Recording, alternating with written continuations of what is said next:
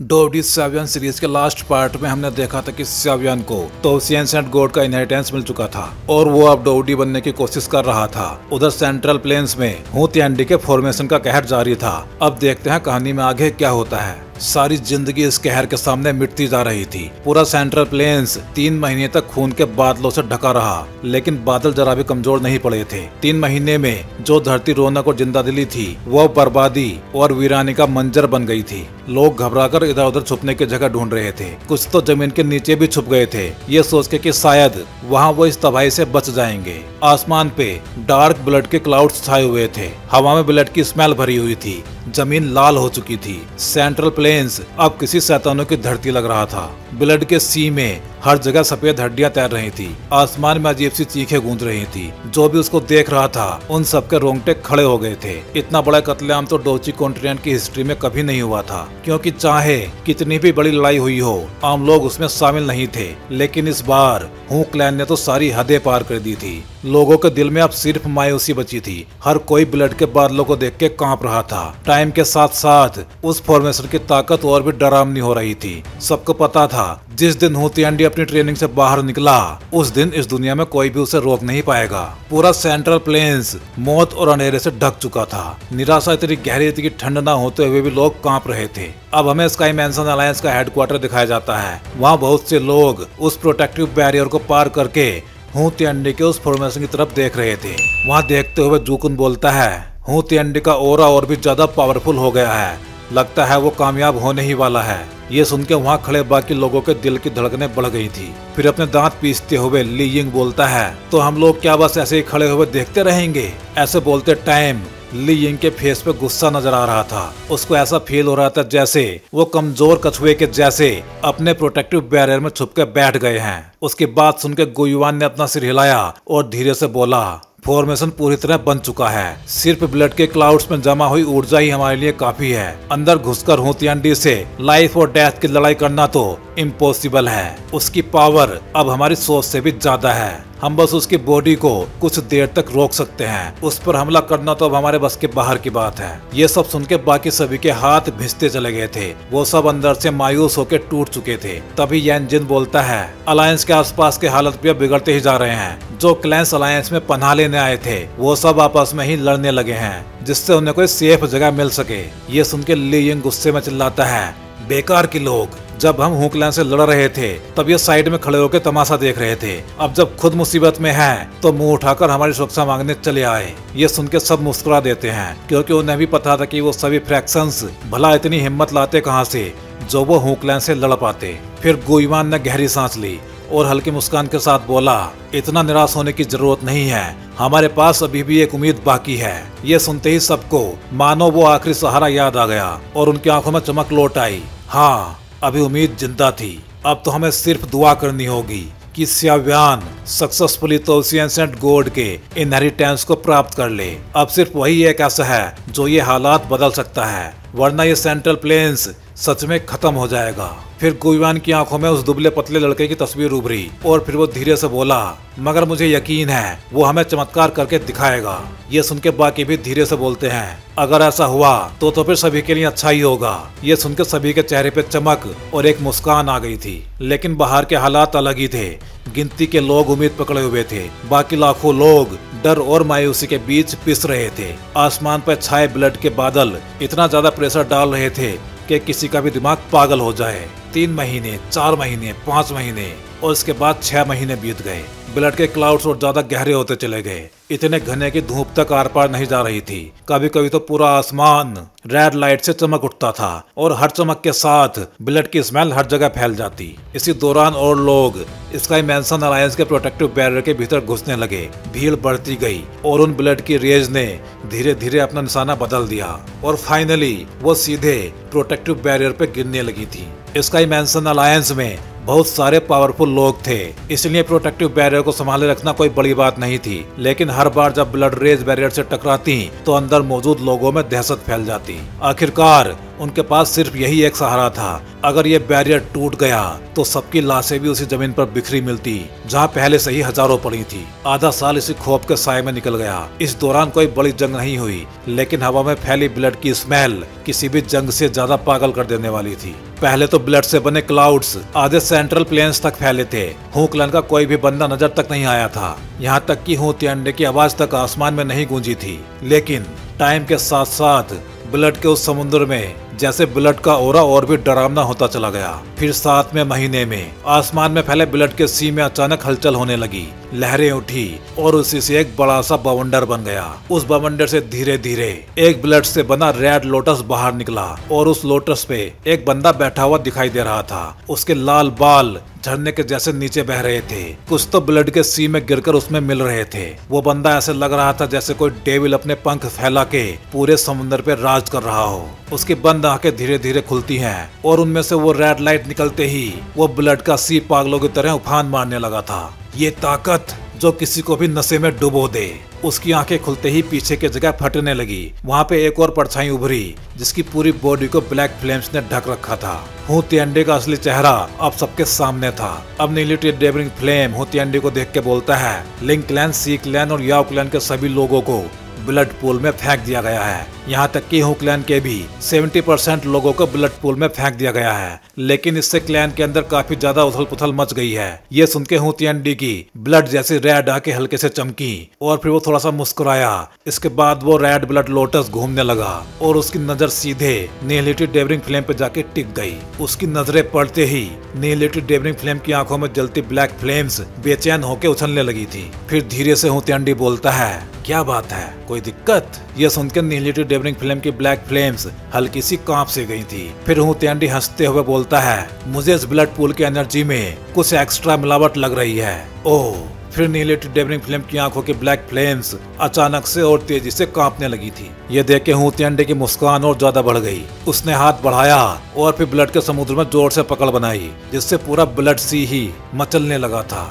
थोड़ी देर में उसके हाथ में ब्लैक लाइट इकट्ठा हो गई थी और फिर वो ब्लैक लाइट एक ब्लैक फ्लेम में कन्वर्ट हो गई। हू तिएंडे उस फ्लेम को देख के मुस्कुराते हुए बोलता है, अगर मैं इस एनर्जी को अपनी बॉडी में एब्जॉर्ब कर लेता तो फिर मेरी बॉडी में भी डेविलिंग सीड प्लांट हो जाता। नहीं, लगता है तुम मेरे लिए लॉयल नहीं हो। ये सुनकर नीलिटी डेविलिंग फ्लेम की आंखों से बहुत तेज लाइट निकली। फिर उसने चिल्लाते हुए बोला, तुमने मुझे ये करने पर मजबूर किया है। इसके बाद नीलिटी डेविलिंग फ्लेम ने अपने दोनों हाथ उस ब्लड सी पे रख दिए, जिससे अगले ही पल उस ब्लड सी में हलचल बढ़ गई और फिर उसमें से ब्लैक फ्लेम्स का तूफान सा निकल के हू तिएंडे की तरफ जाने लगा। इसके बाद वो चिल्लाता है, अटैक। और फिर वह बहुत सारी फ्लेम्स से बनी हुई बॉडी दिखाई देने लगी थी और फिर उन सभी ने अपना मुंह खोल दिया जिनसे ब्लैक फ्लेम्स निकलने लगी थी। और फिर जल्दी ही उन सभी ब्लैक फ्लेम्स ने उस ब्लड सी पे एक अजीब सा एरे बना दिया था, जिसने हू तिएंडे को भी पूरी तरह से घेर लिया था। ये सब देख के हू तिएंडे हंसते हुए बोलता है, तो इतने सालों में तुम छुप के मेरे खिलाफ अपना प्लान बना रहे थे और हू क्लैन के एल्डर्स भी इसमें तुम्हारे साथ मिले हुए हैं। ये सुनकर नीलिटी बोलता है, इन क्लैन एल्डर्स को तो भूल ही जाओ। मैंने तो क्लैंस के लगभग सभी मेंबर्स की बॉडी में एक ब्लड लाइन सील बना दी है। हू तिएंडे, तुझे क्या लगता है कि मैं इस सब के लिए रेडी नहीं था? मेरे सिर्फ सोचने भर से तेरा हू क्लैन फूट के बिखर जाएगा और उनको इतना ज्यादा नुकसान होगा जिसके बारे में कभी किसी ने सोचा भी नहीं होगा।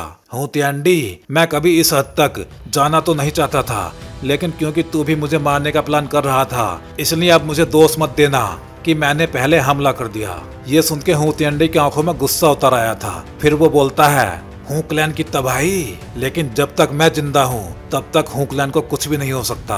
और तू अपनी इस पावर के साथ मुझे मारने की सोच रहा है, ये तो सुसाइड के जैसा है। फिर हू तिएंडे खड़े होते हुए आसमान की तरफ मुंह करके हंसने लगा था।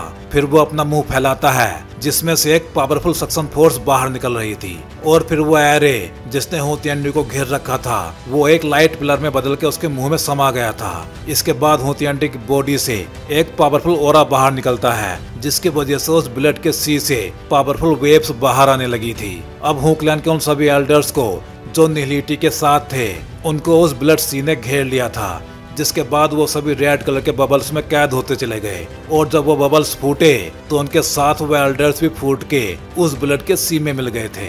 ये सब इतनी तेजी से हुआ था कि उन एक्सपर्ट्स को संभलने का मौका तक नहीं मिला था, सीधे मौत। हू तिएंडे ने उन्हें पलक झपकते ही खत्म कर दिया था। नीलिटी डेविलिंग फ्लेम का चेहरा ये सब देख के पहली बार पीला पड़ गया था। उसने कांपती आवाज में कहा, तू पहले ही डोवडी बन चुका है। ये सुन के हू तिएंडे अपने होठों पे लगे ब्लड को साफ करते हुए बोलता है, मैं तो 15 दिन पहले ही डोवडी बन चुका था। अब तक तो मैं बस तुम्हारे आने का इंतजार कर रहा था। फिर उसने हाथ उठा के नीलिटी डेवरिंग फ्लेम की ओर निशाना किया और हल्के से उंगली मोड़ दी। मुझे 10,000 साल बाद पहला एलाइड डोडी बनने की बधाई दो और अपने एसेंस फ्लेम को मेरे हवाले करो एज ए गिफ्ट। ये सुनकर नीलिटी डेवरिंग फ्लेम चिल्ला पड़ा था, हूँ त्यांडी, तेरे पूरे हुक्लैंड के लोगों की जान मेरी मुट्ठी में है। बस मेरे एक इशारे पर मैं उनकी जिंदगियां छीन लूंगा। अगर तूने मुझे छुआ भी तो फिर मुझे दोष मत देना। ये सुन के हुतियांडी एक पल के लिए रुक गया था। फिर वो धीरे से मुस्कुराते हुए बोलता है, तू इतने सालों से मेरे साथ है, क्या तुझे सच में मेरे करैक्टर का अंदाजा नहीं है? ये सुनकर नीलिटी के दिल के धड़कनें रुकने को हो गई थी। उसको अब समझ आ गया था कि हुतियांडी अपने मकसद के लिए पूरे हुक्लैंड को भी बलि चढ़ाने से पीछे नहीं हटेगा। फिर हुतियांडी तेजी से बोलता है, आजाब। लेकिन अब नीलिटी डेवरिंग फ्लेम भागने की सोच रहा था, लेकिन वो ये जान के शॉक्ड हो गया था कि अब वो अपनी जगह से हिल भी नहीं पा रहा था। फिर हुतियांडी ने मुस्कुराते हुए अपना हाथ बढ़ाया और हल्के से उंगलियां भींच दी, एक्सप्लोड। और उसके ऐसा बोलते ही नीलिटी डेवरिंग फ्लेम की बॉडी फट के बिखर गई थी। वो टूट के बहुत सारी ब्लैक फ्लेम्स में बदल गया था जो पागलों की तरह इधर उधर भागने लगी थी। हुतियांडी ने उन सभी फ्लेम्स की ओर देखा और फिर उसका मुंह खुला और उसके भीतर से एक सक्शन फोर्स बाहर निकली। इसके बाद वो सारी ब्लैक फ्लेम्स उसके मुंह में समाती चली गई थी। फिर हुतियांडी धीरे से बोलता है, तेरी ताकत मेरी नजरों में एक चींटी से भी कम है। फिर हुतियांडी एक इविल मुस्कान के साथ बोलता है, अब उन सभी परेशान करने वाले लोगों को खत्म करने का टाइम आ गया है। अब उसकी आंखें जमीन की ओर टिक गईं, चेहरे पे एक अजीब सी मुस्कान फैल गई और फिर उसकी आवाज गूंजती है, इतनी ब्लड से भरी हुई कि पूरे सेंट्रल प्लेन्स पे गड़गड़ाहट की तरह फैल जाती है। याद रखना, आज का वो दिन है जब मैंने हुतियांडी ने गॉड का दर्जा हासिल कर लिया है। यह आवाज सुन के अलायंस के हेडक्वार्टर पर खड़े गुइवान और जूकुन के चेहरे एकदम से बदल गए थे। दोनों की आंखों में हैरानी और डर साफ साफ झलक रहा था। हुतियांडी वो सफल हो गया। फिर वो आसमान की तरफ देखते हैं जहां ब्लड के क्लाउड्स प्रोटेक्टिव बैरियर से टकरा रहे थे। पहली बार उन्हें वहां से ऐसा ओरा फील हुआ जिससे उनकी सोल्स तक कांप उठी थी। वो ओरा सिर्फ एक एलाइड डोडी का ही हो सकता था और ब्लड के बादलों के बीच ऐसा बनने वाला सिर्फ एक ही इंसान था, हुतियांडी। अचानक आसमान से गड़गड़ाहट जैसी आवाज गूंजी। उस आवाज में ब्लड की एक प्यास सी थी और उसने पूरे सेंट्रल प्लेन्स को हिला डाला था।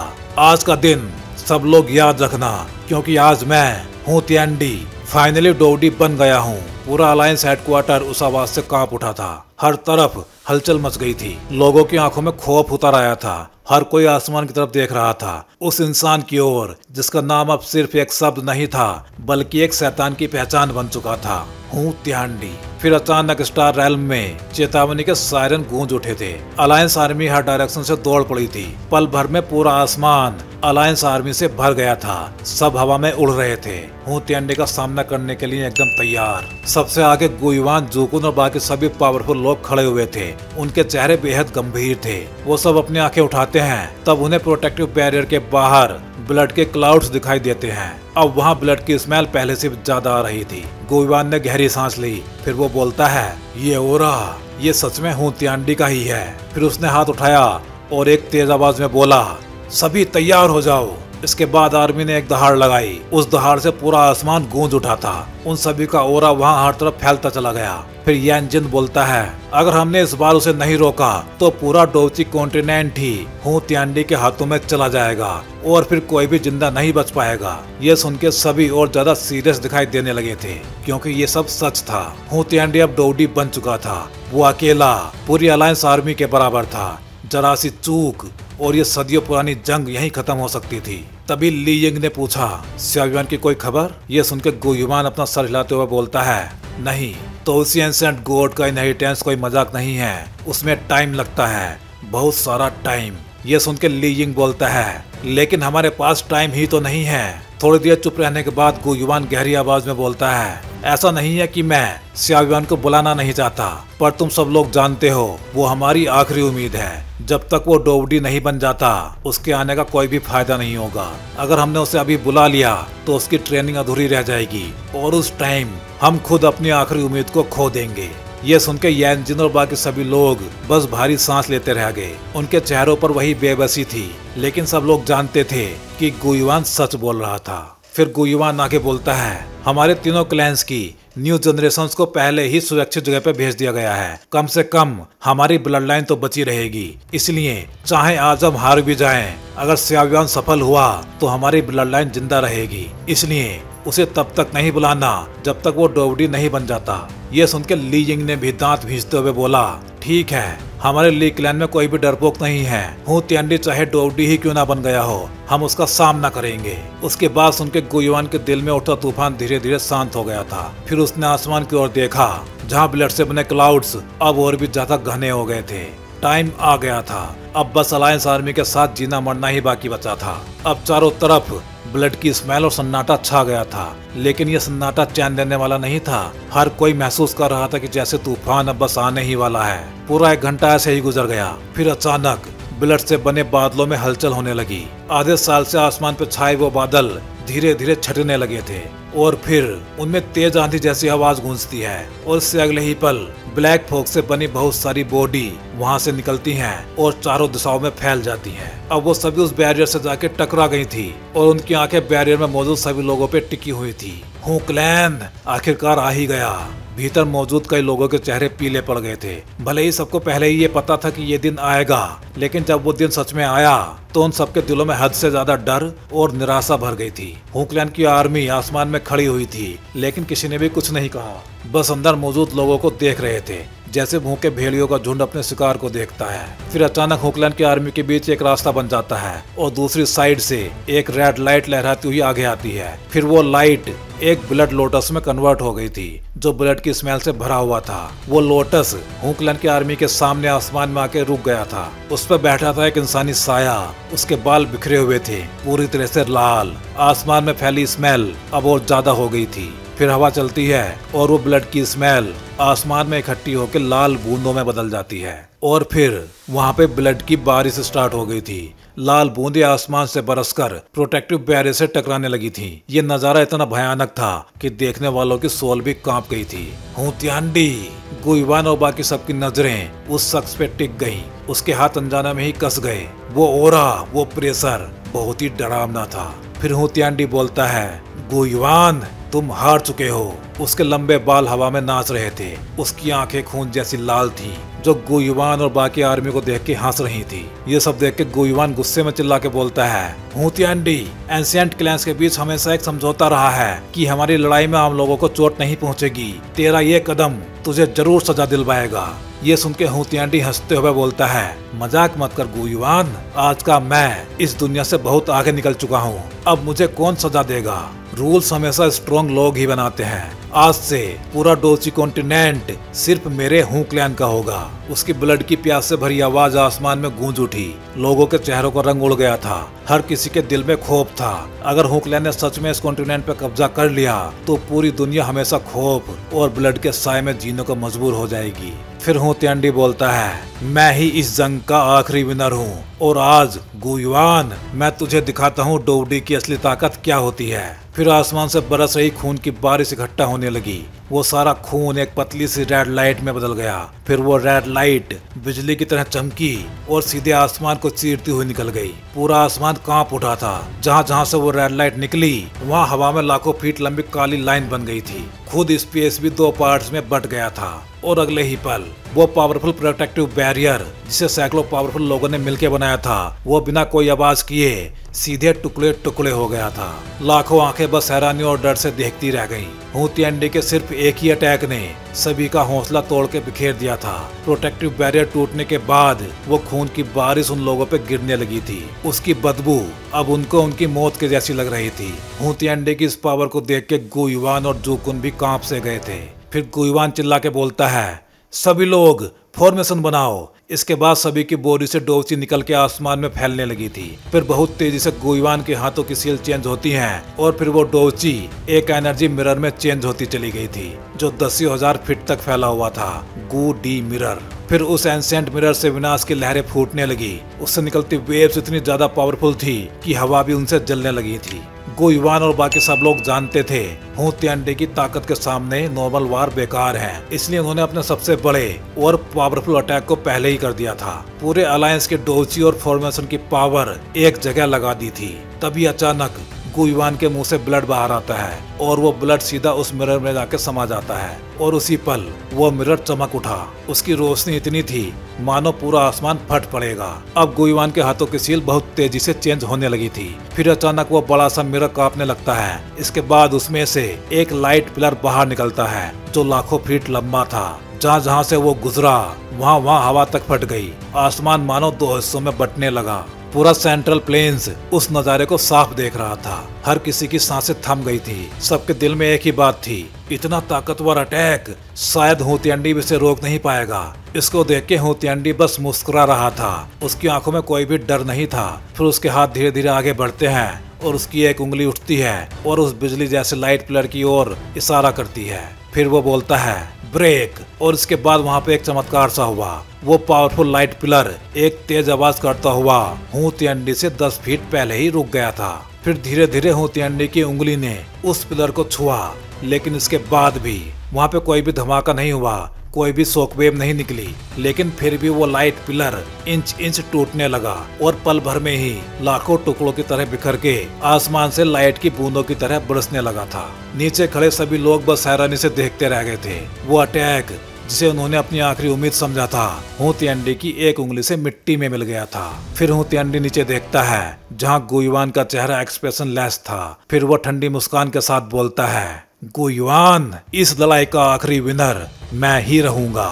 अब आसमान से हर तरफ खून की बारिश हो रही थी। पूरा सेंट्रल प्लेन्स एक पल में ही लाल हो गया था। ये सब देख के गुयुआन सोचता है, क्या यही है एक एलाइड डोडी की असली ताकत? वो खुद को बहुत ज्यादा बेबस सा महसूस करने लगा था। अब हुतियंडी के सामने उसकी ताकत कुछ भी नहीं थी। अब उन दोनों की पावर में जमीन और आसमान का अंतर हो गया था। फिर हुतियंडी हंसते हुए बोलता है, तू भी सोच रहा था कि दुनिया का रक्षक बनेगा इस कमजोर ताकत के साथ? फिर उसने अपना एक हाथ हिलाया और उसके ऐसा करते ही उसके हाथ से एक ब्लड रेड लाइट निकलती है और फिर उस लाइट से वहाँ नीचे पहाड़ पे खड़े हुए अनगिनत लोग इंस्टेंटली मारे गए। ना तो कोई चीख पाया था और ना ही कोई भाग पाया था। लोगों के चेहरे एक बार फिर से डर और निराशा से भर गए थे। फिर हुतियंडी आगे बोलता है, ये अलायंस आर्मी मेरे सामने कुछ भी नहीं है। गुयुआन, मैंने तुझे पहले मौका दिया था लेकिन तूने उसको खो दिया। अब सब यहीं खत्म होगा। ये सब सुन के गुयुआन अपने चारों तरफ देखता है जहाँ हर तरफ मौत और निराशा ही फैली हुई थी। अब उसे सब कुछ बेकार और बेमानी लग रहा था, क्योंकि एक एलाइड डोडी के लिए बाकी सब तो बस चींटियों के जैसे थे। अब हुतियंडी ने अपनी एक फिंगर नीचे करके उसको दबा दिया और उसके ऐसा करते ही वो पूरा वर्ल्ड ही कांप उठा था। उसकी उंगली के सिरे पे बहुत ज्यादा पावरफुल ब्लड डोजी इकट्ठा होने लगी थी और अगले ही पल वो एक ब्लड लाइट में कन्वर्ट होके गुयुआन की तरफ जाने लगी। ये देख के गुयुआन की धड़कनें बढ़ गई थी। अब उसकी बॉडी से डोजी बाहर आने लगी थी।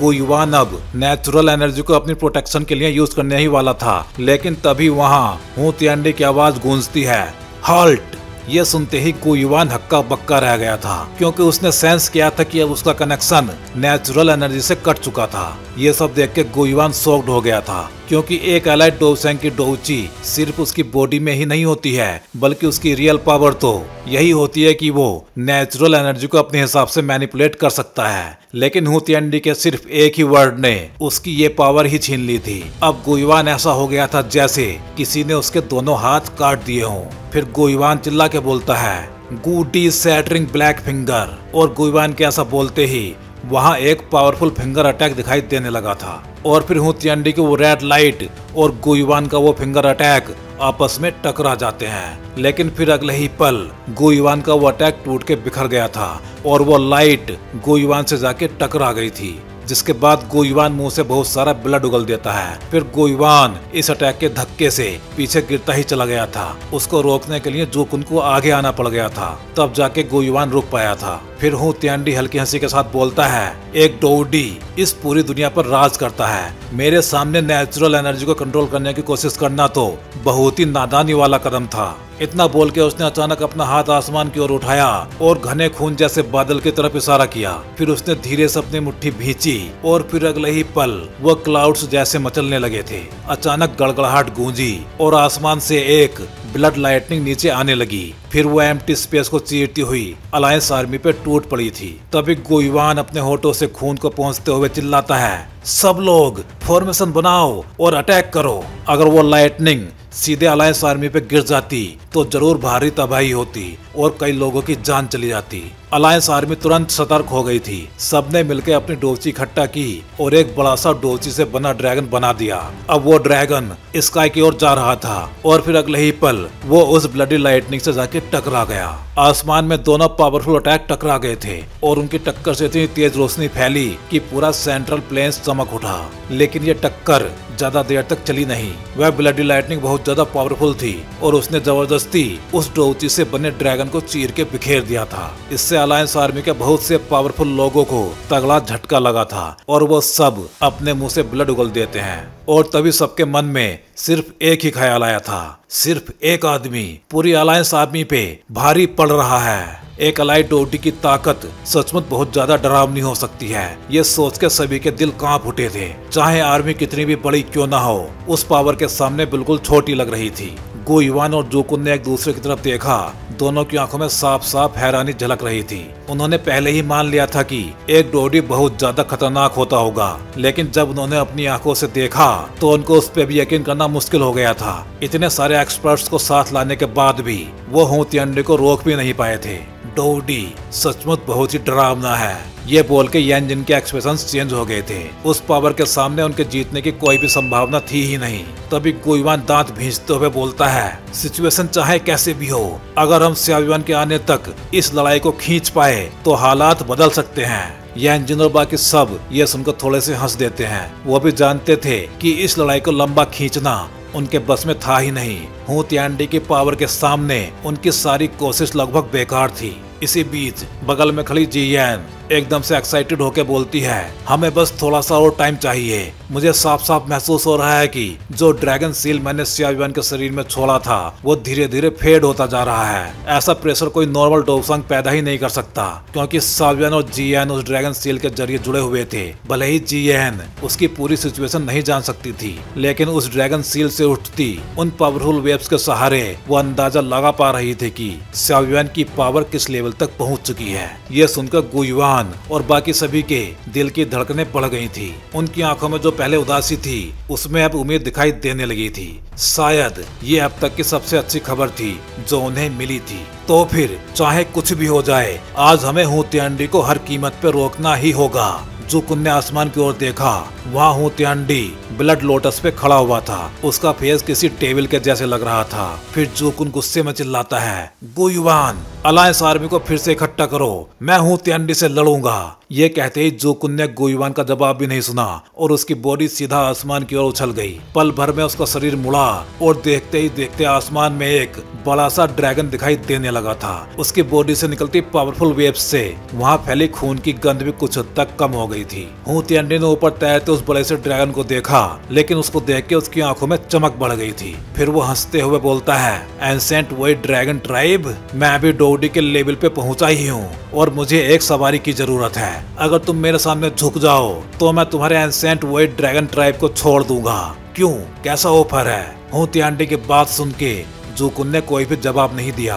फिर उसने अपने बड़े से मुंह को खोला और उसमें से पर्पल गोल्ड कलर की लाइट निकली जिसमें पावरफुल डिस्ट्रक्टिव फोर्स भरी हुई थी। फिर वो सीधी हुतियांडी पे टूट पड़ी। ये देख के हुतियांडी ने अपना सिर हिलाते हुए कहा, जिद्दी ड्रैगन। उसके बाद उसने अपनी आस्तीन झटकी और फिर वो पावरफुल लाइट चकनाचूर होकर लाइट पार्टिकल्स में बिखर गई। फिर हुतियांडी अपनी बॉडी को हिलाता है और फिर अगले ही पल वो सीधा जोकुन के ऊपर पहुंच चुका था। उसने हल्के से पैर पटका और तुरंत ही जोकुन के कई सारे ड्रैगन स्केल्स फट गए। जोकुन का ब्लड किसी झरने के जैसे बहने लगा था। अचानक हुए इस दर्द से जोकुन जोर जोर से तड़पने लगा। उसकी इतनी बड़ी और पावरफुल बॉडी जब इधर उधर होती तो उससे स्पेस भी क्रम्बल होने लगता। हुतियांडी की ब्लड रेड आंखें बिल्कुल ठंडी लग रही थी। उसने फिर से बेरहमी से अपना पैर पटका और फिर अगले ही पल जूकुन का 10,000 फीट लंबा बड़ा सा शरीर जोरदार टक्कर से आसमान से नीचे गिर पड़ा और नीचे की एक पूरी पर्वत श्रृंखला टूट के गहरी खाई में बदल गई। ये सब देख के अलायंस आर्मी के सभी एक्सपर्ट्स की आंखों में निराशा छा गई। जब जूकुन जैसा पावरफुल बंदा भी इतनी आसानी से हार गया तो बाकी लोगों का क्या होगा। ये देख के हुतियांडी बोलता है, बिल्कुल भी मजा नहीं आया। फिर वो ब्लड लोटस के सहारे धीरे धीरे ऊपर उठने लगा और फिर वो आगे बोलता है, सबका अंत आ गया है।